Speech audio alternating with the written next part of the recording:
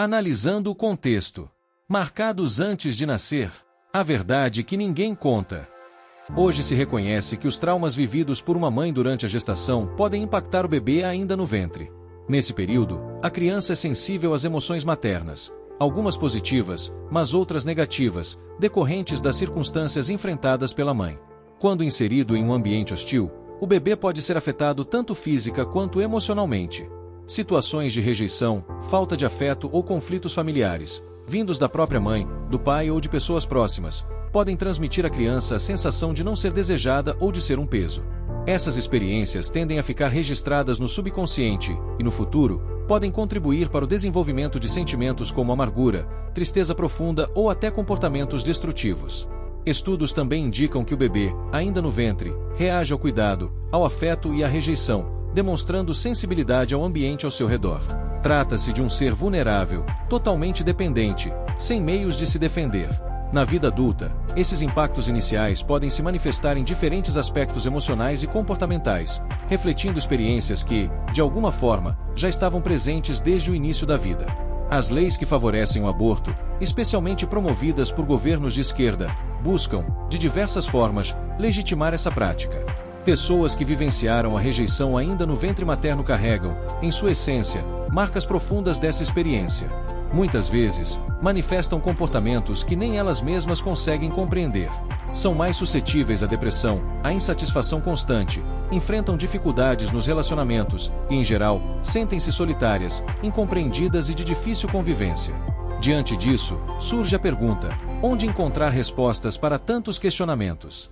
Sabemos que a personalidade de uma pessoa começa a ser formada desde a infância, influenciando diretamente o caráter na vida adulta. Uma criança que cresce sendo amada, acolhida e tratada com carinho tem grandes chances de se tornar um adulto equilibrado, capaz de se relacionar bem, valorizar princípios e agir de forma ética e positiva. Por outro lado, uma criança que sofre rejeição, falta de afeto, humilhações ou violência tende a carregar marcas profundas. Na vida adulta, isso pode se refletir em comportamentos de revolta, agressividade e dificuldade de convivência. Adultos que, na infância, foram vítimas de abusos, violência ou maus-tratos frequentemente trazem consigo dores intensas, sentimentos de ódio, constrangimento e revolta. Muitos culpam os pais por não terem sido protegidos e carregam ressentimentos por não terem recebido amor e cuidado. Em alguns casos, os próprios pais foram responsáveis pelos abusos, tornando essas feridas ainda mais profundas. Satanás se aproveita desses sentimentos para manipular indivíduos, levando-os, muitas vezes, a agir de forma destrutiva contra outras vidas. Essas pessoas passam a se ver como vítimas da sociedade, acreditando ter o direito de se apropriar do que é dos outros ou de exigir que o mundo as recompense por tudo que sofreram.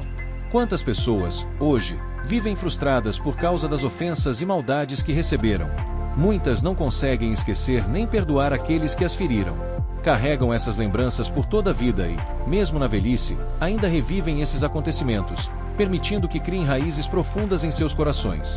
Palavras recebidas desde a infância ecoam na mente e podem se tornar verdadeiras armas, usadas pelo maligno para aprisionar.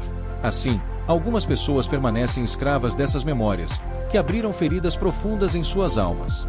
Essas experiências, muitas vezes, geram bloqueios que impedem o acesso àquilo que pode neutralizar a ação do mal nos corações aflitos: a palavra de Deus e o poder de cura que há em Jesus Cristo.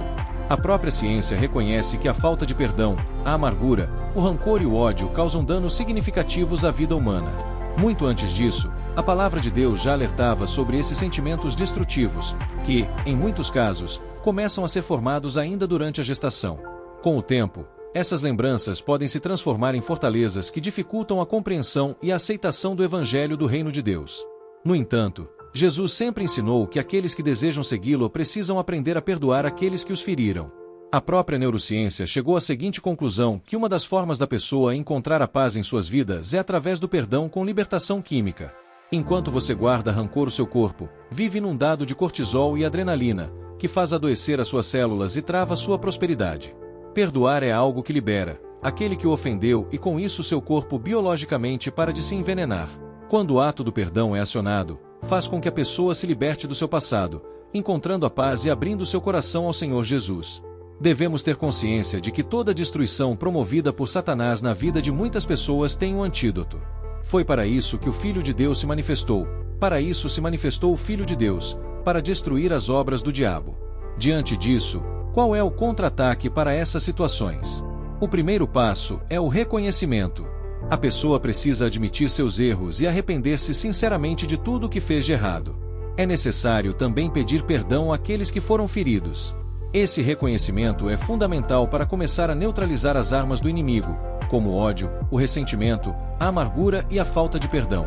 Além disso, é indispensável liberar perdão àqueles que causaram feridas.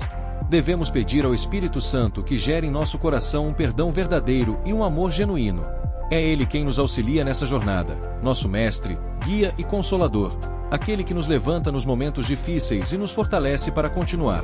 Também é necessária uma transformação interior, mudança de mente, de atitudes e muitas vezes, de hábitos. Essa renovação constante nos conduz a uma vida alinhada com a vontade de Deus. O essencial é manter os olhos fixos no alvo, que é Cristo Jesus. Esquecendo-me das coisas que ficaram para trás e avançando para as que estão diante de mim, prossigo para o alvo, para o prêmio da soberana vocação de Deus em Cristo Jesus. Assim, ao reconhecer, arrepender-se, perdoar e permitir a ação do Espírito Santo, o homem encontra restauração, libertação e um novo caminho de vida. Shalom plena. Maranata. Vem, Senhor Jesus. Oi, venha fazer parte deste ministério e nos ajude na divulgação da palavra de Deus, seja edificado e divulgue para quem não conhece. Com isso, você estará frutificando, dando fruto.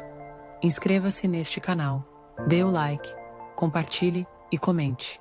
Essa atitude lhe trará grandes bênçãos. Shalom.